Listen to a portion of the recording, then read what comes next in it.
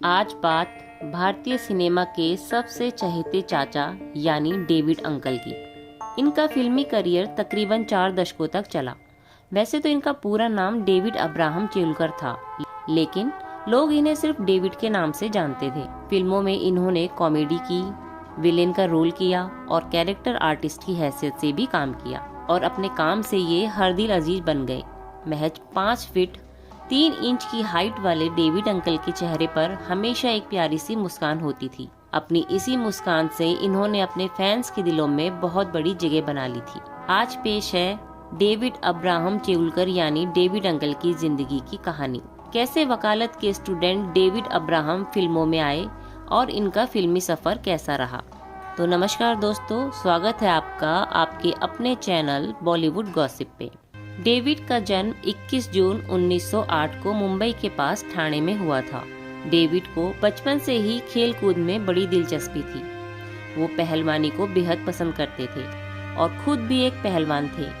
एक digital platform से बात करते हुए डेविड की भतीजी रुथ कृष्णा ने उनकी जिंदगी से जुड़ी कई दिलचस्प कहानियां शेयर की। रुथ कहती हैं कि वास्तव में डेविड एक बॉडी बिल्डर थे।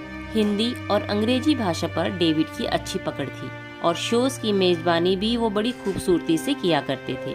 एक वक्त पर डेविड की एंकरिंग भारत की एलीट क्लास में बेहद पसंद की जाती थी और डेविड केवल फिल्म फेयर ही नहीं बल्कि और भी कई सरकारी व गैर सरकारी कार्यक्रमों की एंकरिंग भी किया करते थे। डेविड को एंकरिंग करने के लिए विशेष तौर पर बुलाया जाता था। डेविड पढ़ाई लिखाई में बहुत बढ़िया थे। स्कूल के दिनों में इन्हें बढ़िया स्टूडेंट होने का खिताब मिला था। इनकी शुरुआती पढ़ाई हुई थी सेंट जोसेफ स्कूल बॉम्बे से। बॉम्बे यानी मुंबई के ही विल्सन कॉलेज से इन्होंने बीए एलएलबी किया था। डेविड तो चाहते थे कि ये स्पोर्ट्स में ही अपना करियर बनाए, लेकिन अपने बड़े भाई शेलोन के कहने पर इन्होंने एलएलबी किया था। डेविड के पिता का नाम अब्राहम था और उनकी माँ का नाम था दीना चेलुकर।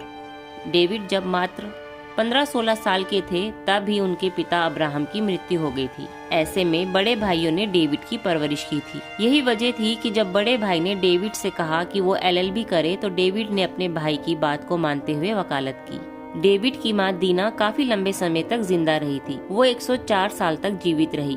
वो हमेशा एक साड़ी पहनती थी और केवल मराठी बोलती थी। रुथ कहती है कि उनके पिता डेनियल और उनके अंकल डेविड काफी हद तक एक जैसे दिखते थे। डेनियल एक डॉक्टर थे और डेविड एक एक्टर। हालांकि डेनियल डेविड के मुकाबले थोड़े से हैवी दिखते थे, लेकिन फिर भी लोग डेनियल को अक्सर डेविड समझ लिया करते थे और उनके पास ऑटोग्राफ मांगने पहुंच जाते थे। डेनियल भी ऐसे लोगों को ऑटोग्राफ दे देते थे और साइन में डी अब्राहम लिखते थे। डेनियल कहते थे कि वो अपने पास आए लोगों को निराश नहीं देखना चाहते थे, इसलिए वो डेविड की जगह खुद उन्हें ऑटोग्राफ दे दिया करते थे। खेल कूद के अलावा डेविड को आर्ट से भी काफी प्यार था। खास तौर पर नाटकों में काम करने में डेविड को बड़ा मजा आता था। माना जाता है कि यही वो वक्त था जब ये तय हो गया था कि डेविड भविष्य में एक्टिंग में ही अपना मुकाम बनाएंगे। शुरुआत में डेविड के परिवार को उनका ये फैसला जरा भी पसंद नहीं आया। डेविड के भाइयों को डेविड पर काफी गुस्सा आ रहा था। उस दौर में वैसे भी माना जाता था कि अच्छे घरों के लोग फिल्मों में काम नहीं करते। घर में काफी हंगामा हुआ, लेकिन डेविड अपनी जिद पर अड़े रहे और जरा भी टस से मस नहीं हुए। आगे चलकर जब डेविड फिल्मों में कामयाब हुए तो उनके घर वालों का गुस्सा गर्व में तब्दील हो गया।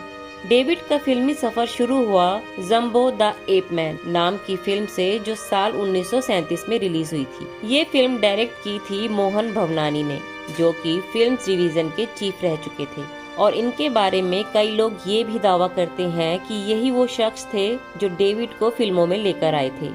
पहली फिल्म के बाद डेविड बतौर कैरेक्टर आर्टिस्ट काम करते रहे।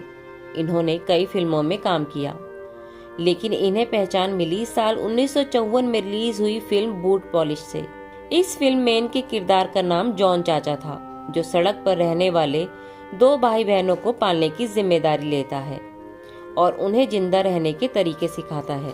डेविड के इस किरदार के लिए उन्हें Filmfare best actor in supporting role के पुरस्कार से नवाजा गया था। इतना ही नहीं, बूट पॉलिश नाम की ये फिल्म कांस फिल्म फेस्टिवल में भी प्रदर्शित की गई थी और यहाँ भी डेविड की एक्टिंग का हर कोई कायल हो गया था। डेविड ताउम्र खेलों के शौकीन रहे वो अक्सर कहते थे कि खेलों से राजनीति को दूर रखना चाहिए। डेविड काफी धार्मिक थे और ईश्वर पर उनका विश्वास अटूट था। डेविड जब एक बड़ा नाम बन गए तो उन्होंने अपने परिवार की जिम्मेदारियों को भी बखूबी निभाया। डेविड के बड़े भाई जब गुजर गए तो उनके बच्चों को पढ़ाने की जिम्मेदारी डेविड ने ही उठाई। साल 1970 में डेविड के परिवार के कई सदस्य इजराइल शिफ्ट हो गए, लेकिन डेविड अपने भतीजे और भतीजी के साथ कनाडा गए। कनाडा में भी डेविड ने एंकरिंग करना जारी रखा और यहाँ के भारतीय समुदायों में प्रोग्राम्स में डेविड एंकरिंग करते नजर आ जाते थे। फिल्में छोड़ने से पहले डेविड लगभग 150 फिल्मों में काम कर चुके थे। डेविड आखिरी दफा नजर आए थे साल 1980 में रिलीज हुई फिल्म खूबसूरत में। हालांकि 2 जनवरी 1982 को स्ट्रोक के चलते डेविड की मृत्यु होने के बाद उनकी 2 फिल्में संबंध और गहरी चोट रिलीज हुई थी। आज के जमाने में डेविड को हिंदी फिल्म इंडस्ट्री ने भुला जरूर दिया है, लेकिन जब भी लोग किसी फिल्म में डेविड को देखते हैं तो उनकी अदाकारी के फैन हो जाते हैं। डेविड केवल एक शानदार अभिनेता ही नहीं थे, बल्कि एक बेहतर इंसान और जबरदस्त व्यक्तित्व के मालिक भी थे। डेविड को इस दुनिया से गए 40 साल से भी ज्यादा का वक्त हो चुका है, लेकिन पुरानी फिल्मों के शौकीन आज भी डेविड को याद करते हैं और मुस्कुराते हैं। डेविड अंकल के बारे में दी गई ये जानकारी आपको कैसी लगी, कमेंट बॉक्स में जरूर बताएं। जानकारी पसंद आए तो वीडियो को लाइक करें और चैनल को सब्सक्राइब करना ना भूलें।